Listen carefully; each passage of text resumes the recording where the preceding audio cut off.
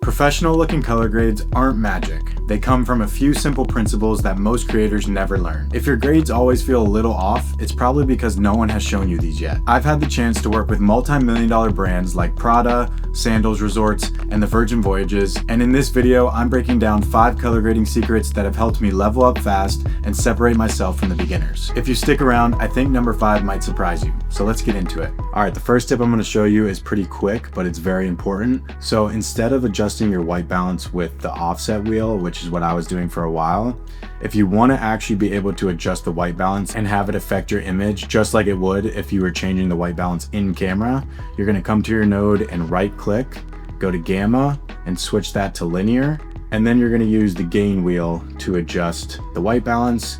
And once again, that's just going to make sure that when you're adjusting the white balance, it's going to affect the image the same way it would if you were adjusting the white balance in camera. The next thing I want to show you is the qualifier tool. So you're going to go over here to this little dropper, and I like to use this to select my skin tones, but basically you could use this to select any specific color in the image. So for this case, I'm going to click and drag over her skin tones, and then if I press Shift H, it'll show me what I've keyed out. So as you can see here, we have the skin tones keyed out, and DaVinci does a pretty good job of keying out certain colors.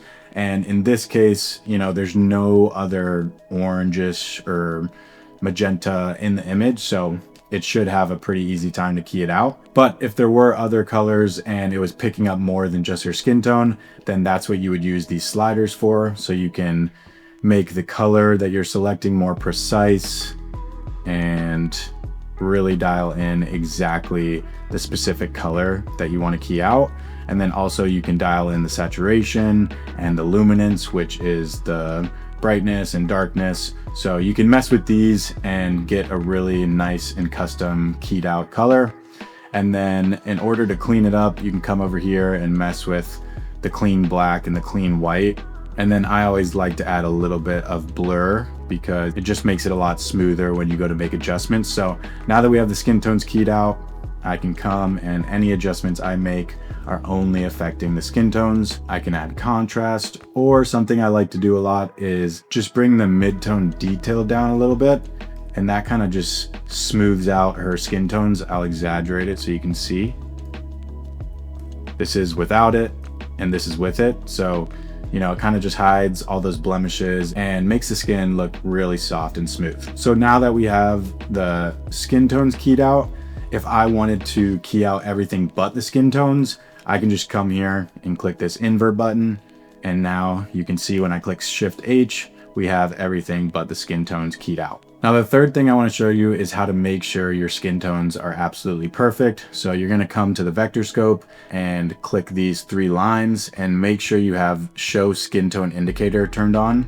And that is going to be this line right here. So this vector scope works the same as these color wheels. So the line right here is right in between orange and red, which that's where most of the time you're going to want your skin tones to sit.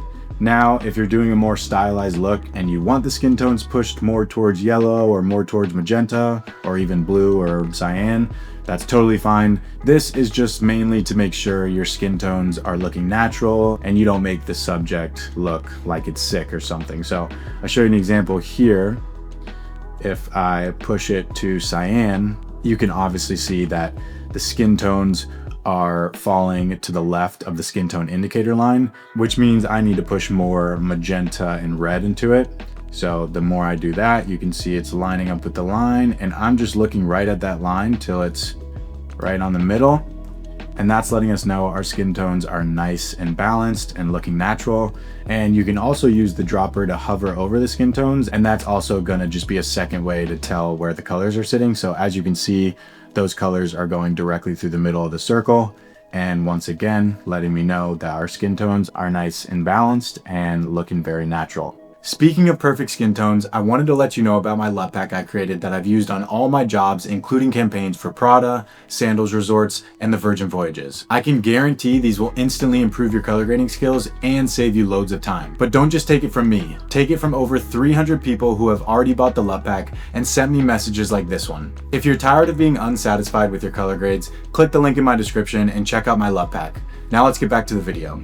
So one of the best ways to tell if your image is properly exposed is to use false color. So I'm gonna go to the effects, search for false color, and this is completely free, comes with DaVinci, and you can throw that on your image. So this is basically just letting me know if my image is properly exposed. So anything that is yellow or red, that's gonna let me know that it's overexposed or the highlights are crushed and blown out. And anything that's dark blue or purple is gonna let me know that my shadows are too dark and they're being crushed as well. So basically, you usually want your midtones to be in the green color and then the highlights to sit in this pinkish color, and it also would be fine if they're in this whitish gray color, but you just wouldn't want it to be yellow or red. And same with the shadows. They're gonna sit in the black area, and if they're dark blue or purple, that's letting you know that they're too dark. So I can give you an example of these. If I bring my shadows down super dark, it's showing that they're now in the pink or purple range, and you can see all the dark blue as well. So if I turn this off, obviously we can see the image is super underexposed. So I'll reset that. And then if I made the image overly bright, you can start to see where the red and the yellow comes in, and that's letting me know that my image is way overexposed. Once again, I'll turn it off. Obviously this looks terrible. So right now it's showing me that my image is pretty perfectly balanced. We have those nice green and pink skin tones, and you can see there's a little bit of the blue here, which technically would mean they're too dark, but you also want to just use your eye and don't rely 100% on this. This is a great way to like technically see if you're properly exposed. But if I turn this off, where it's telling me that it's too dark, you know, I don't really mind that those areas are darker and they don't really look crushed to me. So you want to keep in mind that you don't have to exactly follow these rules, but it's a good way to see if certain parts of your image are overexposed or underexposed. Now, the last thing I want to show you is what I think probably the easiest way and quickest way to get a film look. So we can add a new node, and you're going to want to make sure that this node is either after your LUT or after your CST.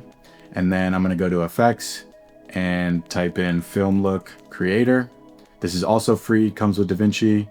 Throw that on there, and instantly you can see with that one drag and drop, takes us from our normal natural looking color grade to more of a stylized and film look. And it also adds some grain and some different effects. So you can mess with this here. They have different options that you can just go through and pick from, and they also have the different film looks here, which these aren't actual film profiles. These are just ones that DaVinci created, but honestly they did a pretty good job and they're pretty cool. So you can go through and pick which one you would like, and then you can adjust the exposure, the contrast, and a lot of those different color settings. You can also add effects like halation, bloom, and grain to really give it that film effect. But this, I think, is just a super basic way to get a film look. There's a bunch of different ways that you can do this, but I think this is probably the fastest and easiest way to do that. I hope you enjoyed this video, and make sure to subscribe so you don't miss the next one. If you learned something new, drop a like and let me know in the comments if there's anything specific you want me to go over. Thanks for watching, and I look forward to seeing you in the next one.